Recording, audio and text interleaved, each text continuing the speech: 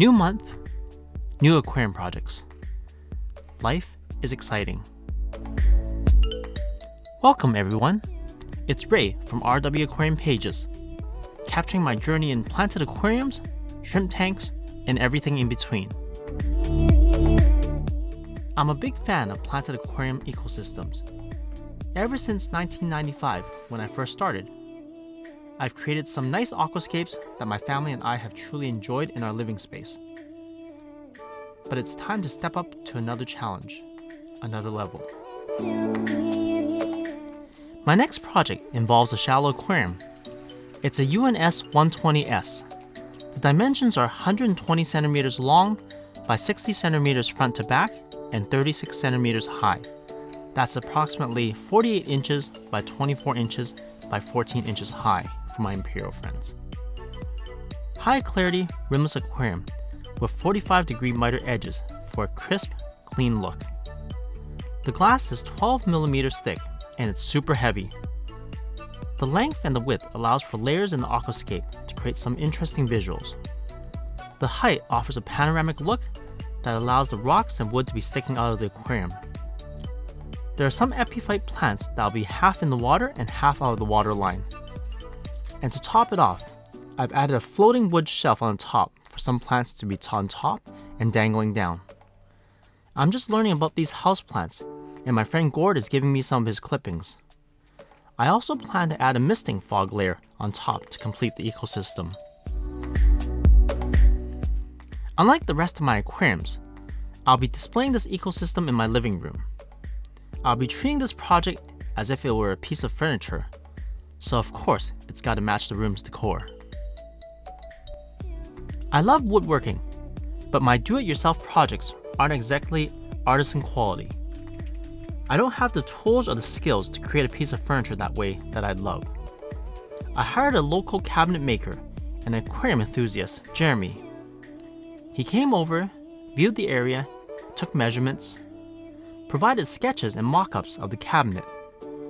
He designed it and provided steps and updates along the way when the cabinet was being built. The wood used is mostly a birch composite box design. There's also a 2x6 base on the bottom, all finished and routed. Nice, simple, but elegant design. The cabinet is stained a nice brown Kona color, which brings out the wood grains and texture. This goes back to the basics of nature. As much as I like a glossy, modern white cabinet like my reef tank, I wanted to go with a more natural theme this time. I went with a box design instead of an open bottom because no one wants to look at equipment unless you're a gear junkie. The stand was delivered and professionally installed by Jeremy.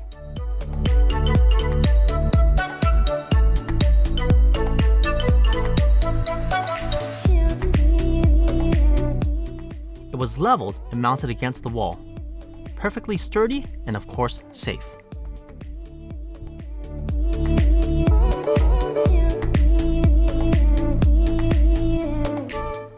UNS tanks comes with a black leveling mat, which is very important for rimless aquariums as there can be imperfections on the surface that it's on, and it'll absorb some of it. Without a leveling mat, the bottom pane can crack, which unfortunately I've seen stories at my local Facebook aquarium groups. I got a great deal on a used Chihiro's Vivid 2 RGB LED setup, and it's also on a hanging bracket. It has full wireless adjusting and tweaking capabilities, but once it's set, you shouldn't be changing the settings very often. I added a JCMP color LED on the back. You can change the background lighting for a more dramatic effect. I'll be using Ghostwood from Houston Manzanita. I started out with 6 pieces, using different configurations to see what I thought worked best. Wow, I must say, even a single piece of Ghostwood looks amazing. Sometimes, less is better. To add to the hardscape and the basis of the aquascape, I'll be using Icelandic lava rock and some larger pieces of black lava rock. At this time, I'm unsure if I'll add a frosty privacy background film to this tank. The tank itself is already up against the white wall, and I'll have to move it to get it done. Plants I'll be using will be from Tropica and ABC Plants, And I also have a mini plant grow-out tank that I'm growing some plants. There will be stem plants, bucophilandra, anubias, moss, and some foreground plants. Those are what I have in mind for this scape. The CO2 system will be using my Greenleaf Aquarium's dual stage regulator, and the CO2 will be controlled by a pH controller. I'll also be using an inline CO2 diffuser from JCMP, and I currently have one of these Oase 350 thermal biomaster filters in a box. Filter considerations will most likely be 2 Oase Biomaster Thermal 600 filters with Neo Premium Flow intake and outtake set. I might step it up and use 2 Biomaster filters that are 800, and I truly believe flow is very important in a planted ecosystem. The substrate I'm considering using will be the Aquarium Neo substrate for shrimp, the powder version. I've been testing it for about a year in my other tanks, and it's quite good, with less initial ammonia than the gold standard, 88 Amazonia. The substrate works quite well, as my plants are growing well, and the shrimp are thriving, and they're also breeding. Since this tank will be on display in my living room, I hope it'll serve 2 purposes. It'll be a centerpiece, the talking point for people that come over to visit, and it'll allow me to display one of my favorite passions. For the tank inhabitants, I'll go with a playful schooling fish of tetras.